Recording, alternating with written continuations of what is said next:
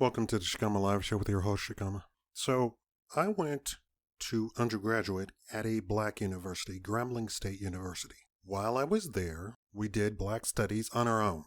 There was no such thing as black study or African American studies as a college course. It would have probably been ridiculous. So, instead, what we did was actually, hold on to your hats, read books, read anthropology, read historical documents, read actual diaries from conquistadors and white people at the time, for lack of a better term. The idea of black fatigue at the time was not about white people being tired of black people doing crappy stuff. Black fatigue at the time was defined as the instance where black people have to, and it's mainly white women that we're talking about, have to explain themselves to white people because white people did not understand. What do I mean by that? A black person walks through a door. A white woman stops the black person and says, "Why did you walk through the door?" And the black person then has to explain, "I did not see you. I'm not looking out for you, and I'm not going to bow and kowtow to you." This is way before this feminism stuff took complete control of the entire population and society. That's what black fatigue was. It was black people doing normal stuff and then white people being offended that the black person was there, simply there, and then question the black person, and the black person has to explain. Also, of their own, black people showing up to something that they were invited to. This has actually happened to me. And then somebody asking, "Why are you here? This is an invite-only thing." And then you have to pull out your gold laminated invitation with your name, pull out your ID with your name, and said, "I was invited. Not only was I invited, but I am a guest of honor." That was black fatigue. This new thing is all caused by liberal white women, first of all, extricating black women out of the black community. It is as if rich liberal white women whispered into the ear, like, what's his name off Lord of the Rings? The evil guy who said, "Oh, here comes Gandalf. Don't listen to him." It's as if, it's literally whispering into the ears of single black mothers, which is still, to this day, not acceptable in the black community. Everybody keeps confusing single black mothers, gay black men, degenerate black people, black criminals as the black community. That is not the black community. The black community you never see. It's not on the news because they don't want to show the black community, because the black community is ultra religious, ultra conservative, ultra two-parent household, and you better not get divorced. If you're divorced, we're never going to talk to you ever again. Your entire family, even people who you've never talked to before, and you run up on them and be like, "Aren't you Cousin June's son?" "Oh, I'm sorry, I can't talk to you." "Why can't you talk to me?" "We're not supposed to talk to you. You divorced your husband. We don't believe in divorce." I know this is going to sound shocking to you. Why is this going to sound shocking to you? Because the rich liberal white women don't want you to know that this is the black community. No, we do not accept gay people. No, we do not accept divorcees. No, we do not accept single mothers. It is not acceptable. And we are literally a monolith. The black community says you can't do this. It's about 100 things. And men have to wear their hair a certain way, and they have to act a certain way. And if you don't act like that, you will not be accepted. You won't be friends. I have very often seen black people get on TikTok or Twitter or YouTube and say, "We," and who are you saying we? Nobody accepts you. We don't accept you. And it's not "we're taking your black card," because that's not black community. We don't accept you as being a part of the black community, period. Sure, you're black. Your skin is black or brown, but you're not a part of the black community. You just aren't. And as much as liberals want to tell black people that they do not have a culture, we very much do. This whole idea that black people are criminal is an ongoing psyop since the days of slavery. Since the days of slavery, Shakaama? Yes. Black people are uneducated, poor, criminal. They had slaves in jail to the same exact amount per capita. For all of you unintelligent people who are white, who want to say black people are such and so per capita, why is it that the number has not changed since slavery? Can you do the math? Are you that intelligent? The same amount of people, of black people, are in jail and prison as they were since slavery. The same exact amount. You would think it's the same exact people. And lo and behold, when we talk about recidivism, we know that it is very high. It means that you go back to jail after getting out of jail. The whole idea of jail and prison is that you are supposed to be rehabilitated, but what are they offering in jail and prison that they cannot get outside of jail and prison? Someplace to live, someplace to sleep, food, shelter from the elements, and camaraderie. Your friends are prisoners, and you stick to your own kind. Latinos with Latinos, blacks with blacks, whites with whites. You cannot be diverse in prison and jail. Cannot. It doesn't matter how you were outside of jail and prison. You cannot be that way inside. Doesn't matter. Let me tell you this.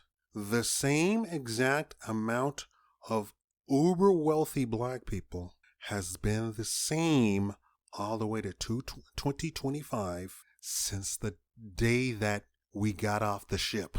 And when I say we got off the ship, I'm talking about Crispus Attucks. I'm talking about those days. You do know slavery didn't start when America started. It happened decades after America started. At the beginning of the United States, it was a complete survival game, and a lot of people did not make it. The same amount of super uber wealthy black people that existed back then exists today. The same amount. That is very curious, is it not? Let me tell you why that's curious. White people do not have the same amount of uber wealthy white people from back in those days. Back in those days, there were uber wealthy white people. You follow me? Not only were they uber wealthy, but they owned entire states. They were given states. They were, quote unquote, governors of states. That's where the word comes from. You all are so confused about the workings on of everything that you don't know how things actually operated back in those days. So back in those days, there were uber wealthy white people.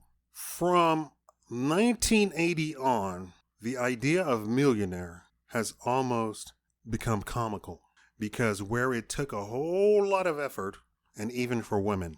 Before, women, the only way a woman could be a millionaire is she divorced her husband and took all his money. And when I say took all his money, that's the actual number. It's 75%. It's not 50% like they keep telling you. It's not 50-50. If it was 50-50, women would be upset. It's 75% and probably more. You know, you probably not even calculate all of the fringe benefits that men give women even after divorce. Mainly because they have children together. They don't calculate that. And the court doesn't recognize it either. Well, I flew him out to, no, don't care. The ticket cost $3,000. Don't care.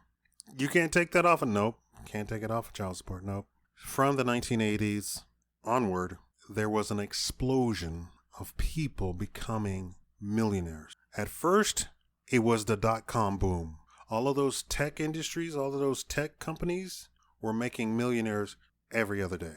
Facebook itself made more millionaires than there ever existed in the United States. And they were all white. Well, mostly white. I'm sure there was probably some Indians in there. But among black people, the amount of millionaires and billionaires remain almost precisely the same.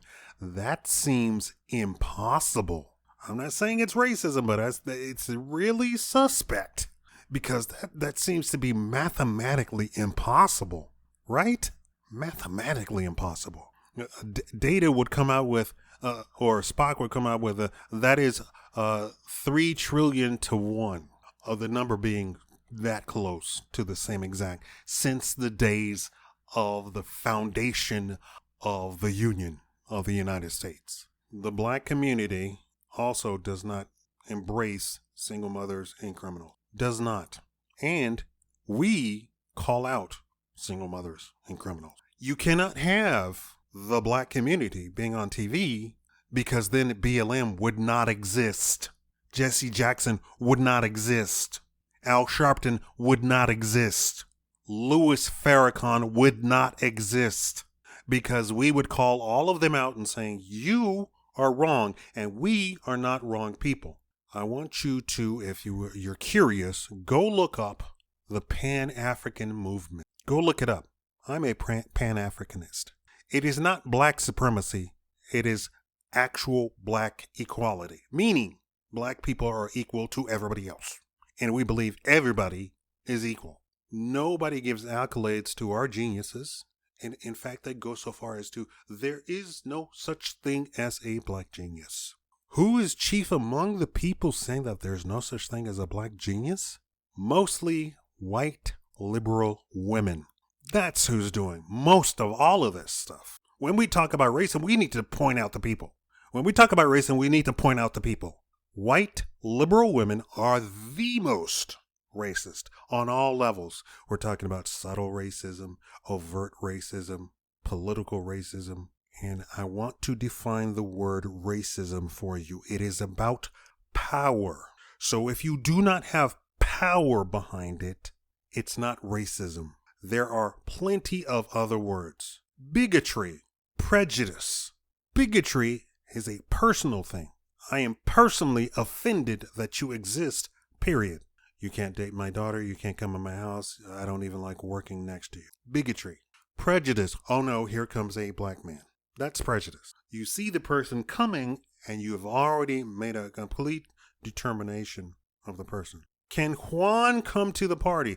Juan, no. Nobody named Juan can come to my party. That's prejudice. Racism is power. We need to start a movement called BLM. It was started by, they keep saying that it was started by lesbian black women, but lesbian black women have no power.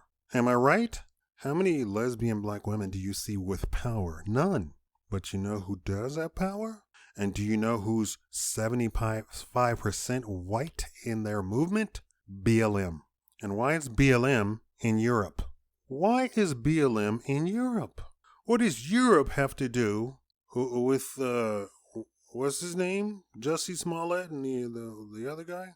I don't dwell on those people, so. And they can't come out and finally say that no, he was not actually murdered. He actually passed away due to his own practices. George Floyd. What does Europe have to do with George Floyd? Nothing. How many black people are organizing an entire movement in Europe? None. So who's behind BLM in Europe? George Soros. This is not the black community. Do you understand now? This is all a psyop. Now, they're very careful to say black people. Black people are criminals. Black people are uneducated. Black people are in jail. Black people are fatherless. That is not the black community. The black community doesn't have fatherlessness. There are more fatherless white people than there are the entire population of black people in the United States. But they keep saying that black people have a fatherless issue. No, those are criminals. And what did I say? The same amount of people who were in jail during slavery as they are today. How is that possible? That is mathematically impossible. But they keep saying that fatherlessness is a problem among black people. No, I wouldn't be surprised if there's a whole conspiracy of George Soros or somebody, or what is his name? Bill Gates collecting millions of black men and saying, okay, you need to go get 3 million black women pregnant. Okay, because our numbers are going down and we need to maintain the number. All right, here you go. Here's $50,000. I would not be surprised. Somebody make that a conspiracy. We need to get to the bottom of this. We need the fact checkers to get in on that. Thank you all for watching. Bye-bye.